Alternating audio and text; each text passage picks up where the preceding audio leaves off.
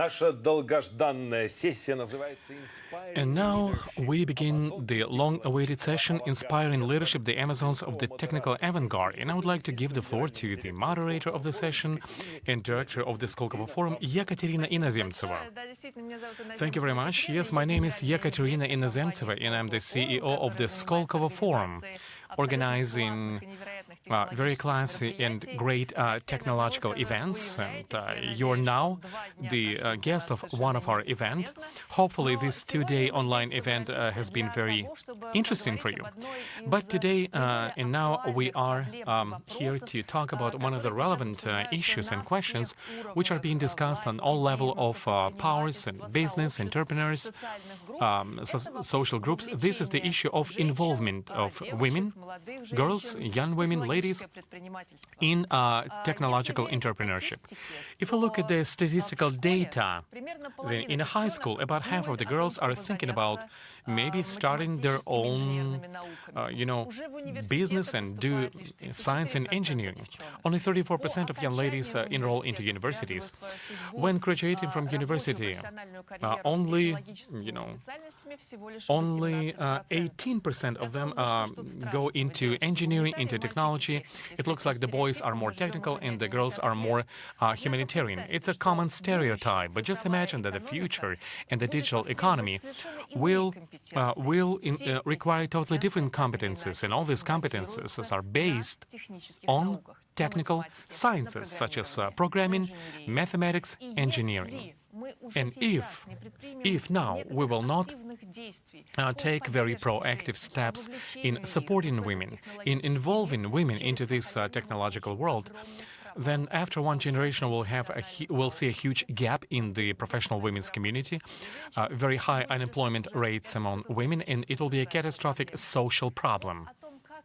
Well, exactly, this is the topic of how to build this support system, how to involve women into technology. And it's my pleasure to introduce the speakers of our panel discussion today. Ayumi Muraoki, founder and the president of Women in Tech. Uinджи Сампайо, global program director of the Cartier Women's Initiative program. Caroline Coetzee, president and the founder of the Women in Governance. Chitra Stern, CEO of Elegant Group.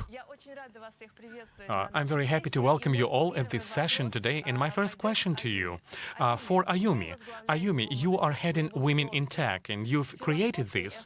And the philosophy and the main mission of this community is to support or to create a community which would be supportive of women. I mean, speaking like women supporting women. Could you please tell us, Ayumi, how did you arrive to this idea of building this kind of support system? For me, it really started maybe 2.5 years ago after the birth of my fourth child. I had a very difficult pregnancy where I had to stay lying down for 6 months, otherwise I could lose the baby. And when I finally gave birth, I was really needed to go out and to feel empowered by other women. So I went to Web Summit where I wanted to meet other women that were also in the technology business like I was. And what I did realize is that there was a huge gender gap, which I already knew, obviously, that it existed. But what I didn't know then is that it was getting bigger and bigger every year. And throughout the summit, I watched panels and I spoke to people, to ladies and to everybody. And I realized that people were complaining about these things, they realized also that there was this gender gap, but there were no real actions that were taking place. So we were complaining about it, we were talking about it, but what action was being done to be able to find the solutions, I didn't find there were many that existed on a global level. There were some wonderful initiatives, but they were either very local, and everybody really worked in a very independent way, no one working together. And obviously, this took me back a couple of years ago when I was still a young girl, where I was first confronted with discrimination. So I'm Brazilian, half Japanese, and I went to South Africa when I was only 15 years old. It was during the apartheid years then, and there was a lot of discrimination, not only for gender and race, but also for gender. Sorry. So girls, they had to learn how to cook, how to clean, and how to sew at school, while boys, they would do woodwork or metalwork. And the same kind of gender division we had in sport. There were some sports that were for women and other sports that were for boys. Rowing, for instance, I remember going to watch a friend of mine's brother go rowing. It's a beautiful place in Johannesburg, in this beautiful regatta. And I found it was so inspiring because in Brazil, we only have like soccer or volleyball or things like that, that I definitely want to go into the boat. So I asked my friends, let's go on the boat. Let's do a girls' rowing team.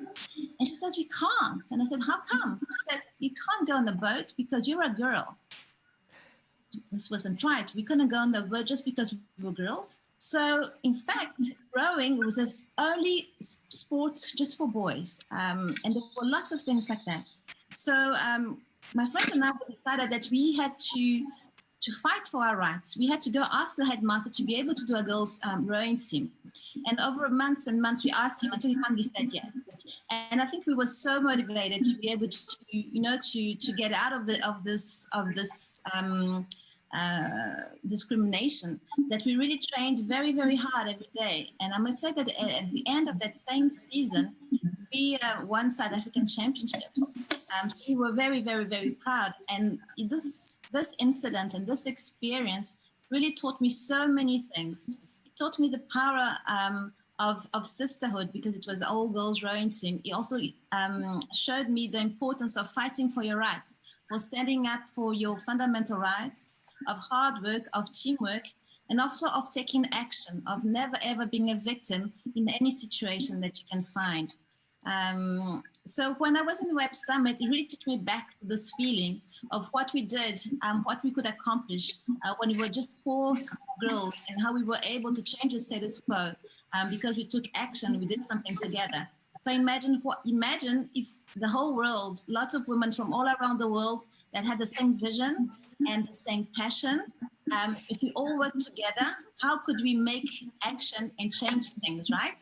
So this is how I started Women in Tech. It was just this really need to try and find more empower women in STEM, because it really changed my life. When I was in my 30s, that changed completely my life.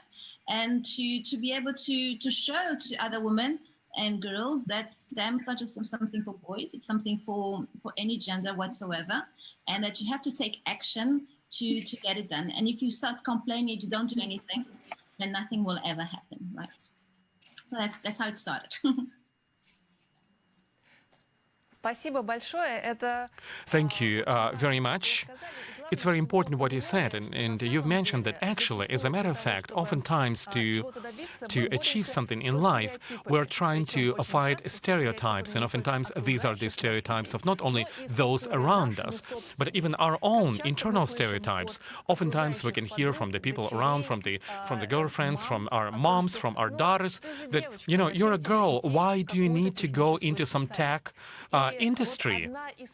And what are the problems? It's a fight in these stereotypes. It's what Cartier Women's Initiative is actually doing. Uinji, I would like to give you the floor. It's quite an amazing project, which is aiming at supporting women's projects. It's not an idea. It's actually effective in working businesses, and these are also aiming at solving some social problems. And just how these projects related to working on social matters, how to make them successful business ventures. I would like to ask you, Uinji, please, to comment on that. Great, thank you. Thank you for this opportunity to talk about this. So first of all, I'd like to share with you that actually amongst the Cartier Women Initiative Fellows, so our past 14 years of 200 plus fellows, more than half of them, these women are in STEM.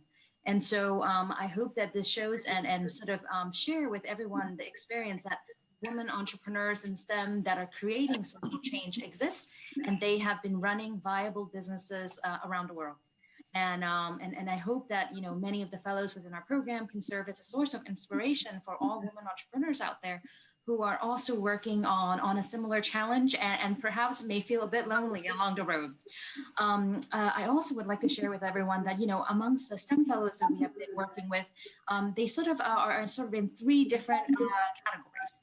One is education technology, which is really interesting in the sense that they are trying to leverage technology to share STEM type of education curriculum. And a great example of this is a fellow that we have from 2015, Kamal, who created a company called Lab4U out of Chile. And Kamal's company basically tries to develop web and mobile technology that turns smartphones, tablets into science instruments to help kids learn STEM. And she, of course, decided to pursue this passion because she, as a student, was getting bored in science class and was wondering, how do I make this all these measurement and instruments more interesting for everyone and more accessible around the world? And so that would be a great example of an ed tech company that is trying to support the idea of STEM around the world. A second category of women entrepreneurs that's really focused on STEM is, I would say, those that are focusing on workforce development of STEM. And an example of this is one of our past fellow, Audrey Chang, who started Moringa School. And she was a fellow of ours in 2018. And she's actually a Taiwanese American woman working in Kenya. And she was developing this accelerator program to encourage more Kenyans to go through STEM education. And what she found actually was very consistent with the experience that you have shared, Katerina, which is that actually many of the people who enrolled in the program were men. And so she, after noticing this trend, realized that she needed to do the outreach of her program to a younger age audience so that girls start thinking about STEM early on in the age. And so she started this outreach program in secondary school. And sure enough, from that, she was able to get more women enrolled in her program. And her program has successfully trained close to 2,000 different students and have a very high student satisfaction score and created a lot of employment opportunities for folks in Kenya. And so that would be a great example highlighting why her initiative and her business around workforce development and specifically around developing STEM has been very impactful in Kenya. And then the last category of fellows that we have had that has been very focused on STEM is, of course, actual women in scientists who have done years of research and then built a business around that research, and specifically a lot of them in healthcare. And a great example of this is Margaret of Ananda Device. And she was a fellow of ours just from last year in 2019. And she developed it. Her research for her entire life has been focused on new models of human brain, spinal cords, and innovative tissue using stem cell and organ-on-a-chip technology. And her mission to do this research work is to accelerate drug development and to find cures sooner. And so these are just really great examples of women who are all in STEM and across, whether it's on the education space, workforce development, or healthcare, that are really contributing and making a difference in the world. And so I hope that these stories and the examples of the fellows in our program really inspires more women to pursue this area and really tries to leverage business as a force for good, especially in the STEM area.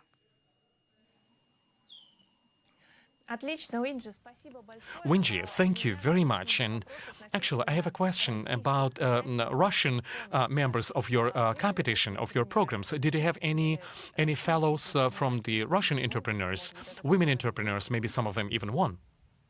Yes, we have had one in the past year, and this is why we're so excited to have the chance to work with Startup Village so that we can encourage more women from Russia and Eastern Europe in general to apply to the program. And yeah, so we look forward to learning more about what's going on in Russia. And I had already had the chance this week to mentor a few women entrepreneurs, and it's been amazing hearing more about your projects.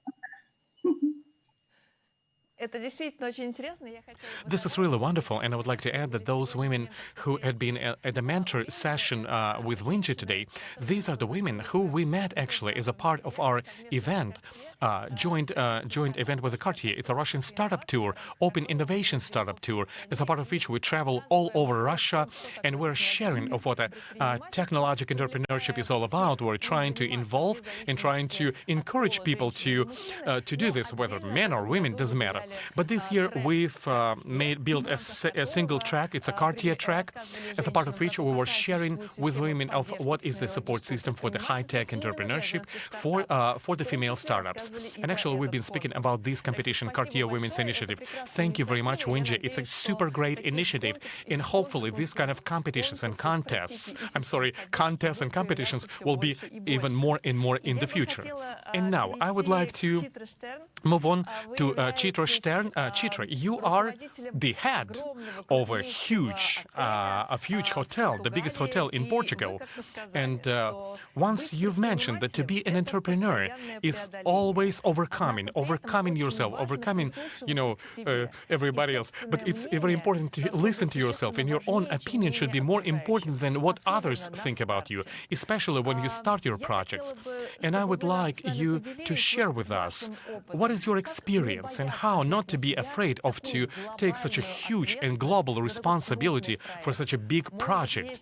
Maybe you have any ways of self-motivation, or supporting yourself, or do you need some external support as well? Chitra, please go ahead. Thank you so much, Katya. It's great to be here. Thank you so much for the invitation.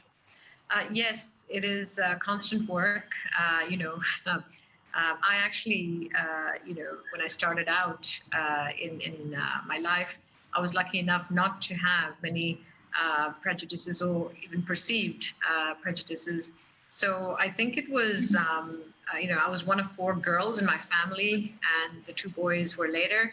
And, my parents gave me a huge opportunity in life by not creating stereotypes. I think that's the first thing to say. So empowering women, I think, starts that young, really. I think it's up to us as parents. I have 4 children, 2 girls and 2 boys, and empowering a woman starts very early in life. We were made to think that we could achieve anything we wanted. My father had a very important role. I think the father has an important role in a daughter's life. He made us dream of becoming prime ministers of countries. I had Margaret Thatcher and Indira Gandhi as role models at the time, Golda Meir. So that's the first thing to say. Now, entrepreneurship, yes, it's a special journey for any woman. I am very lucky to have people around me who support me too. I must tell you that. I think things have to be achieved together in teams. First of all, I'm in business with my husband and business partner. It requires complementary skill sets being discovered and put forward. So, I think one of the lessons I learned is people should put their egos aside and allow each other to thrive, whether you're a man or a woman. It takes both sides really to help each other out in terms of gender equality and empowerment. And yes, we have 4 hotels here in Portugal and a real estate business as well. I'm starting an international school. We're starting an international school. And there are pretty big projects to handle, but we put good teams together to handle these projects. And I would say you need a cooperative family as well. We have 4 kids, so it's constant. It's a constant battle. You feel as though you're being dragged in different directions and dragged through your businesses as well, especially in these tough times.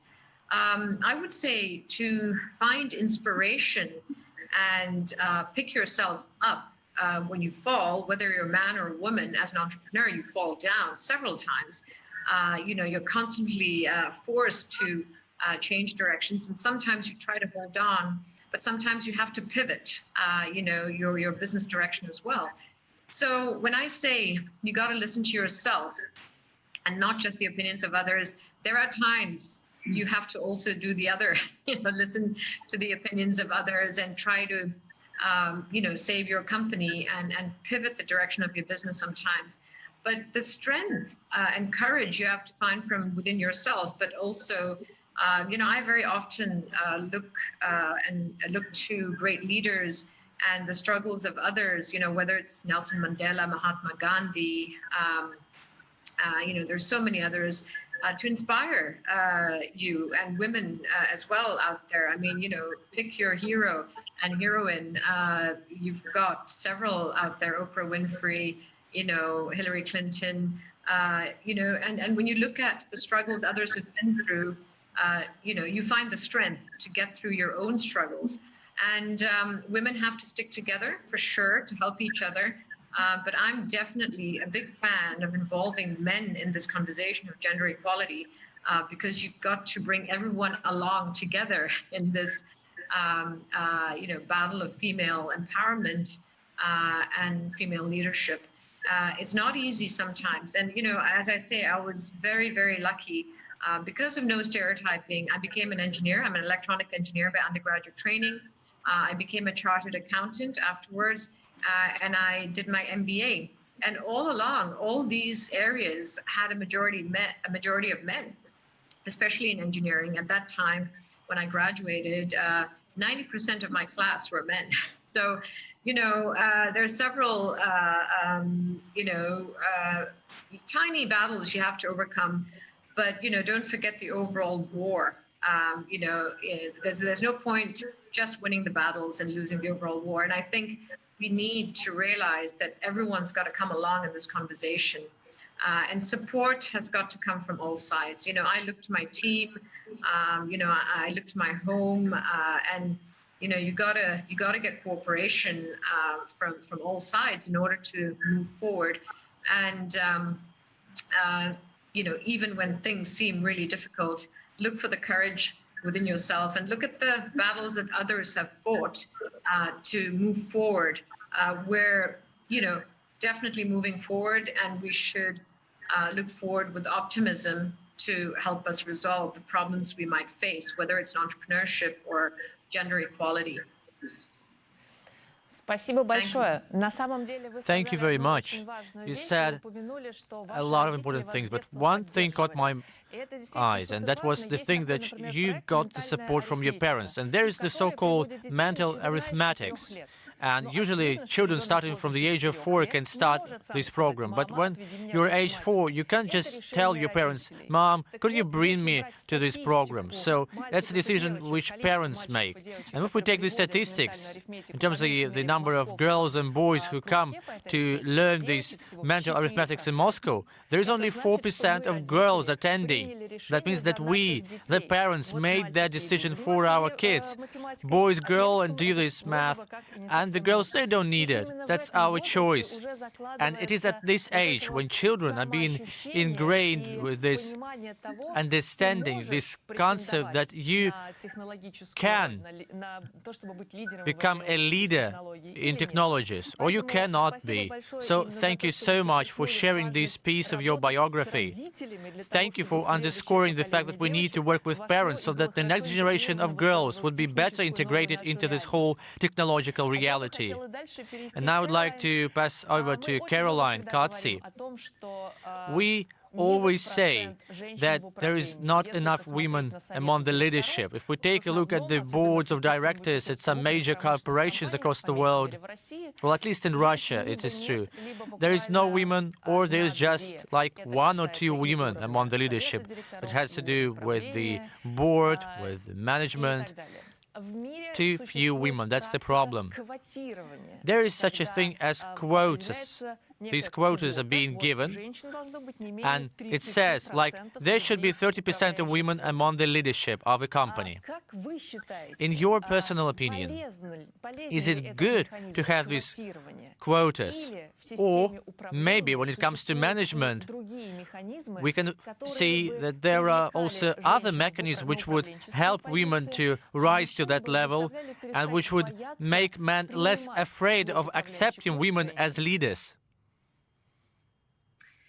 Thank you for that question. Thank you for having me today. First of all, just to sort of set the stage of why I'm doing what I'm doing, I just want to go back to my own personal story. Just like Ayumi, I also traveled a lot in my life. I was born and brought up in Lebanon through the Lebanese Civil War. I've seen a lot of injustices. I've seen, when you talk about gender inequalities, if there is an area in the world that has these really huge gaps, it is in the Middle East. At age 17, I left the war. I moved to Paris. Always a good idea. No parents, no money. And from there, I, built up all my, my courage, my strength, my resilience. And from there, when I moved to Canada at age 22, I came here with the idea that gender equality had to be at every level in this country. And I quickly realized that actually, if you look at the top 500 companies in Canada, there's less than 5% of the CEOs that are female. So this is an issue that is, in every country, not only where it's clearly visible, but also in countries like Canada or the United States. We've got, we're talking about obviously women in STEM here, but if we get more, global, more holistic, the issue of women in decision-making bodies is really problematic everywhere. So when I founded Women in Governance in 2010, we're celebrating our 10th anniversary this year.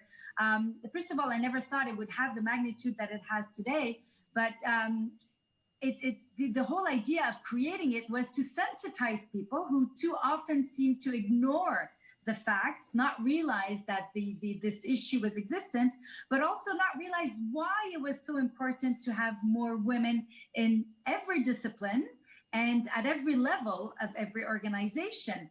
And your question about men and not feeling that they're threatened, I think is a very important one. We have from the very start decided to include men in the conversation, make this about society wanting to change for the better and not women wanting to have their space. And so why do men have an interest in this topic? It's because it's something that will have a very strong impact on the economy, a very strong impact on the financial performance of an organization. When you have diversity of thought, when you have different perspectives, this is when you can come up with the most innovation. This is how you can come up with the most competitive, tools and where you can really make an organization thrive, make your clients happy that that society is well represented within your organization. So what we've built 4 years ago now is a parity certification where we measure what organizations are doing from entry level all the way to the executive committee and to the board, because even if our focus has always been the board, it's easy to add a couple of women and to respond to quotas that government may have put in place, like in a lot of European countries. We don't have quotas in Canada or the United States. So organizations don't have to respond to that. And a third of Canadian organizations that are publicly traded don't even have one woman on their board. So, we had to do something to not only change boards, but change organizations as a whole so that there is a strong female pipeline of talent that is ready so that they don't tell us we cannot find a woman, because it's just not true. So we built this with the pro bono support of McKinsey & Company, which is the largest consulting firm in the world that, helped us give it robustness, give it credibility. And we've got, the largest companies in Canada, the banks, the insurance companies, the telecom, mining, several tech companies also enrolled in the certification, like SAP, Ubisoft, a SAS Institute. And these organizations have been able to move the needle in a very concrete fashion because, first of all, they're going to measure the gaps that they have to be able to respond to the 80 questions that we pose. And all of a sudden, they realize where the gaps actually are. They realize through the reports that we provide them what they need to do to address these gaps. We give them benchmarking, we give them best practices.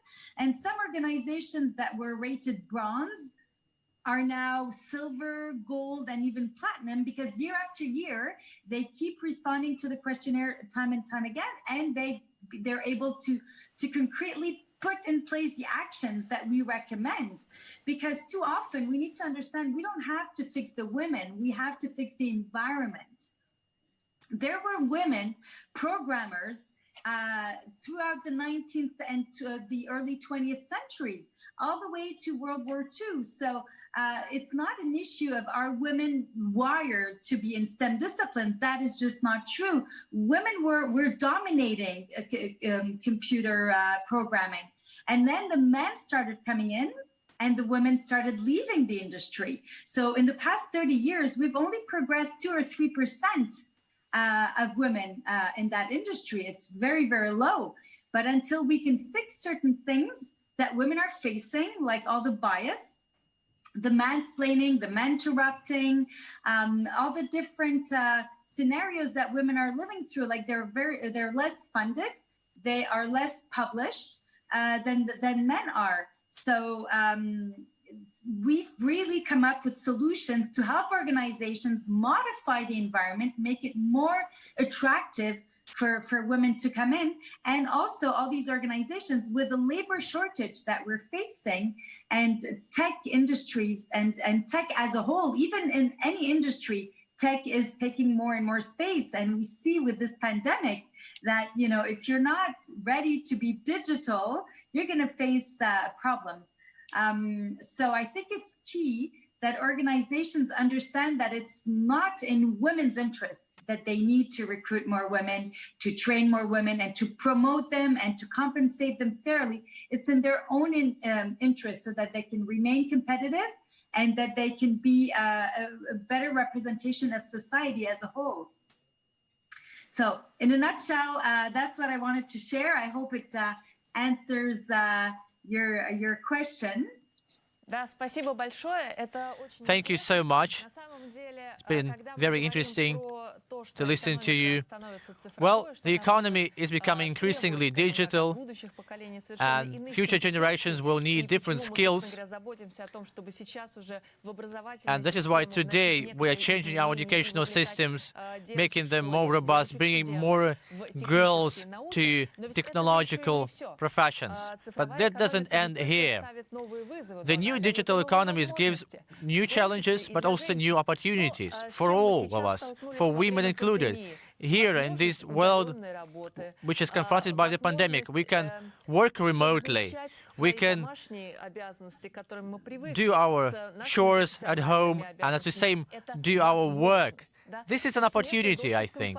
We have almost free access to all the information out there, because sometimes it is the information that we may be lacking. Now, with the internet, we have all the opportunities which are there to get information what we need, and based on this information we can produce results on par with those of men, or even better results. So this new digital economy is not a problem, it's an opportunity for us. But in order to seize this opportunity, we need to start working today. We need to eradicate the stereotypes that we have. Stereotypes as parents, we support our children. We need to support those girls who want to do robotics, who want to study mathematics.